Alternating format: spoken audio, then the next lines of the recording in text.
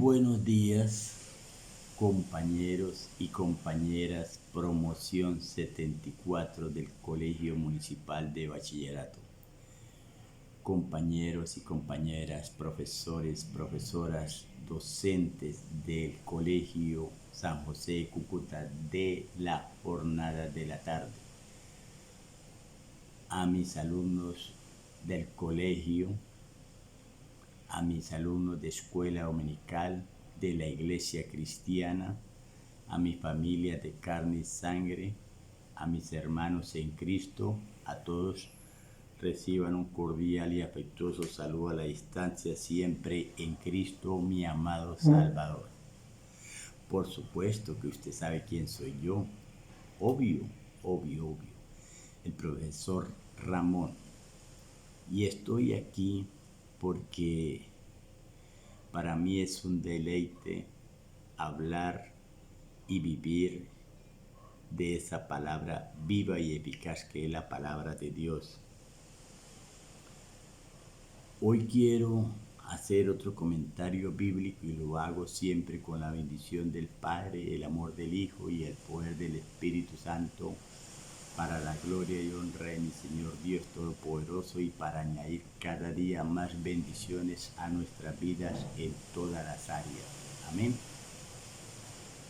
Hoy quiero ir allí a una historia muy conocida que está en Lucas 7:1, en el Evangelio de San Lucas 7:1. Es una historia conocida por el pueblo de Dios y por muchas personas que simpatizan con el Evangelio. Es la historia de un centurión romano, un militar que tenía a su cargo un escuadrón, un grupo de 100 soldados, y dice allí que el siervo de él estaba enfermo muy grave, y él oyó y vio que Jesús estaba pasando por esa región y se le acercó porque creía en lo que decía el Señor, porque sin fe es imposible agradar. Entonces, como él oyó, la fe viene por el oír la palabra de Dios. Y le contó que tenía un enfermo en la casa muy gravemente. Y el Señor Jesús de inmediato le dijo: vamos a su casa. Y mire lo que le dice el soldado centurión militar romano: no soy digno que entres en mi casa, solamente di la palabra y mi siervo será sanado. Solamente di la palabra.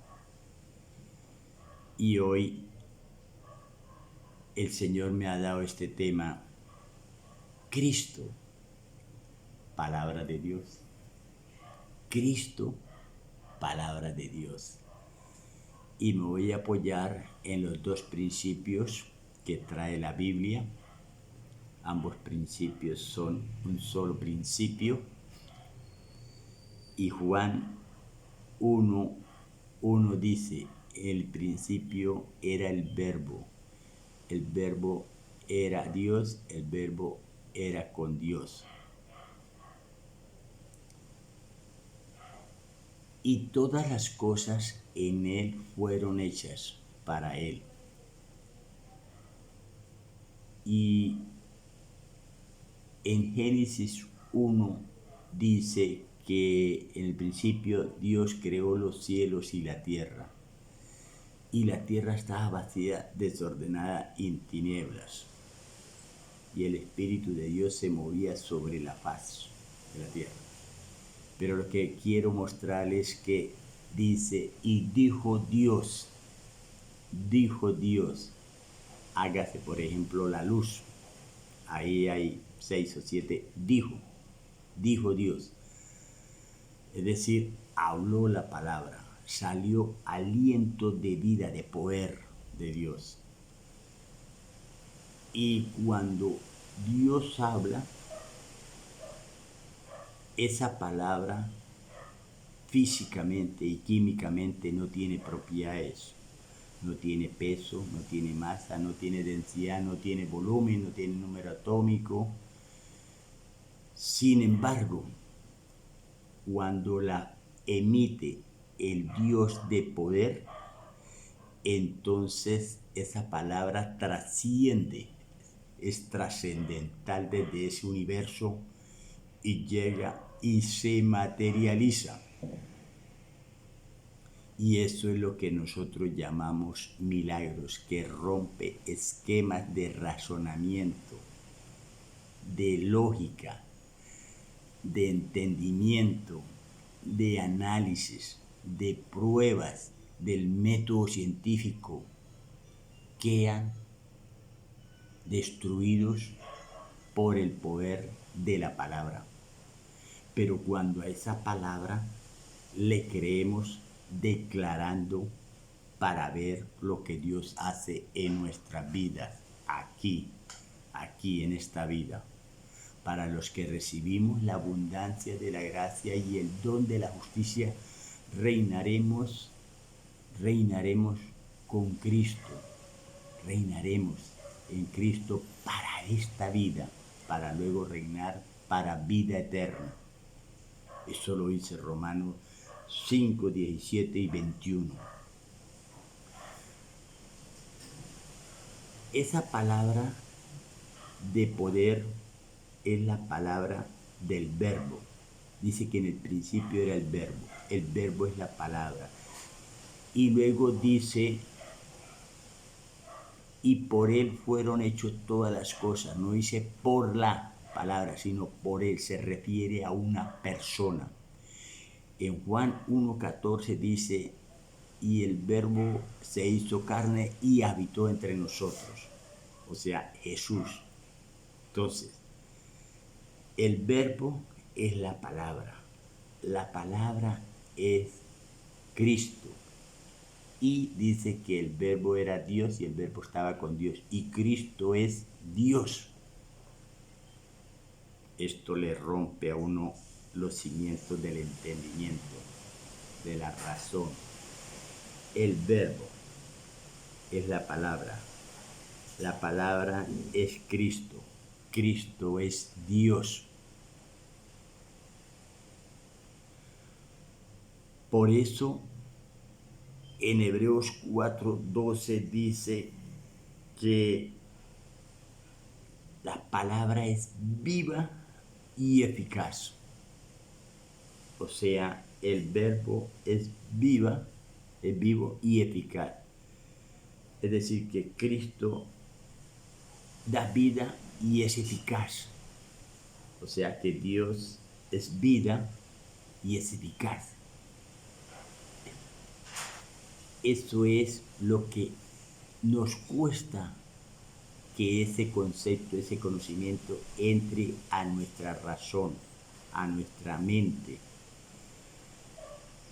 Cuando en Juan 4:23 dice el Señor Jesús, el Señor está buscando que le adoren en espíritu y en verdad. Es decir, la oración debe ser fundida en el Espíritu Santo, que el Espíritu Santo nos guíe en esa oración. Porque de otra manera será una oración mecánica y almática, de acuerdo a la necesidad de la persona y no de acuerdo a la palabra de Dios, que dijo el Señor Jesús en Juan 6:73, mis palabras que yo he hablado son espíritu y son vida. Es decir, debemos orar, clamar, cantar en espíritu y en verdad, porque esas palabras son espíritu y son vida. Ahora entendemos el versículo donde el Señor Jesús dice en Juan 14:6, yo soy el camino, la verdad y la vida. Ese espíritu son la verdad y la vida. Pero todo es un proceso. Debemos entender que esa palabra es espíritu. Es un espíritu que da vida. Eso lo confirma Primera de Corintios 15:45. Adán era un alma viviente, pero Cristo es un espíritu vivificante. Lo que estamos tratando de entender, porque el conocimiento me trae esa comunión con el Señor. Mi pueblo pereció por falta de conocimiento. Conoceréis la verdad y la verdad os hará libre. Entonces, ese verbo es la palabra, esa palabra es el Espíritu y ese Espíritu es el Espíritu de Dios. O sea, Cristo es Dios. Cuando mi Señor Jesús estuvo en la tierra y habitó en carne contra nosotros, dice la palabra, entonces Él era 100% hombre, tenía las mismas necesidades del ser humano, le daba sueño, le daba hambre, y era 100% Dios. Pero nos pueden estar diciendo, pero no era 100% Dios, sino porque Él entonces, mi Señor Jesús, cuando estaba, por ejemplo, en Galilea, no podía estar, por decir algo, en otro lado al mismo tiempo. No tenía el don de la omnipresencia. ¿Sabe por qué? Porque mi Señor Jesús se sujetó a la condición de hombre para mostrarnos que el hombre es limitado, pero que Él es 100% hombre cuando estuvo en la tierra y 100% Dios. Es decir, Dios no violentó las reglas del ser humano, que somos imperfectos, que somos incompletos y que el único perfecto es Dios, es Cristo. Amén. Entonces, ese debate hay que entenderlo por esa razón. Jesús se sometió a la condición de hombre. Pero este proceso de la palabra de Dios es lo interesante, que Cristo sea formado en nosotros por medio de la lectura de la palabra, por medio de la oración, por medio de ese Espíritu Santo que nos edifica, que nos exhorta y que nos consuela y que nos convence de pecado, de juicio y de justicia. En Gálatas 4:19 dice que Cristo va a ser formado en nosotros, pero también dice que Cristo va a ser manifestado en nosotros, Colosenses 3:4. Y Cristo va a ser magnificado en nosotros, Filipenses 1:20. Es un proceso. Cristo va a ser formado, manifestado y magnificado. ¿Por medio de quién? Por medio de esa palabra. Entonces, ahora entendemos y debemos entender, por ejemplo, cuando en Gálatas 2:20 dice, ya no vivo yo, Cristo vive en mí. Claro, ya no vivo yo, la palabra vive en mí, la palabra de Dios. Ya no vivo yo, Cristo vive en mí. Claro, ya no vivo yo, el Espíritu de Dios vive en mí. Es decir, ya no vivo yo, el Verbo vive en mí. Y en 2 Corintios 5:17 dice que el que está en Cristo nueva criatura es.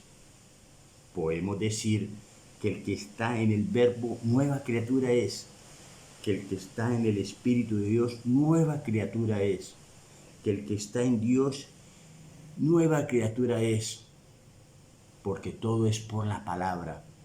Por eso ya voy terminando cuando dice el apóstol Pedro en Segunda de Pedro 1:19, que tenemos la palabra más segura y profética.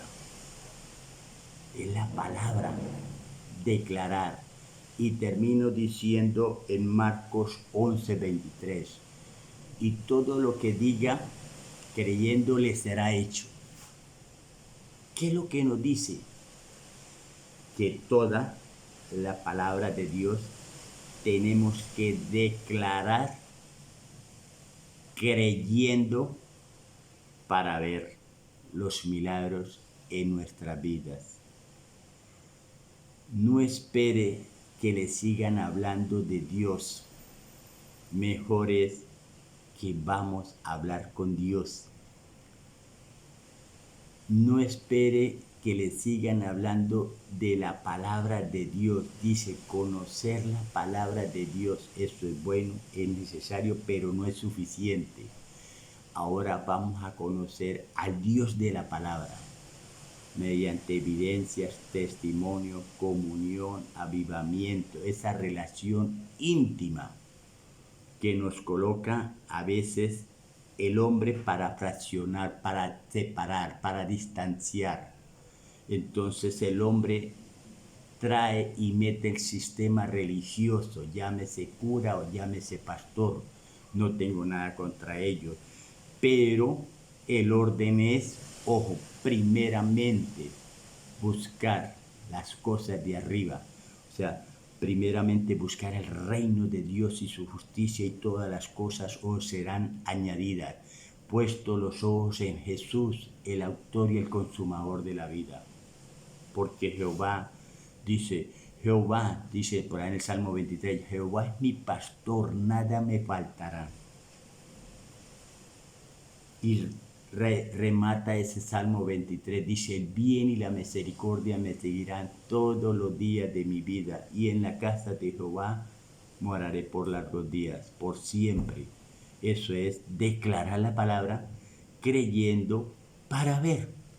Gracias, y que Dios nuestro Padre Celestial permita que esta palabra penetre hasta nosotros, hasta en los tuétanos, para que nos discierne la razón del entendimiento. Gracias, y que el Dios nuestro Padre nos guíe siempre a toda verdad. Amén, amén y amén. Amén.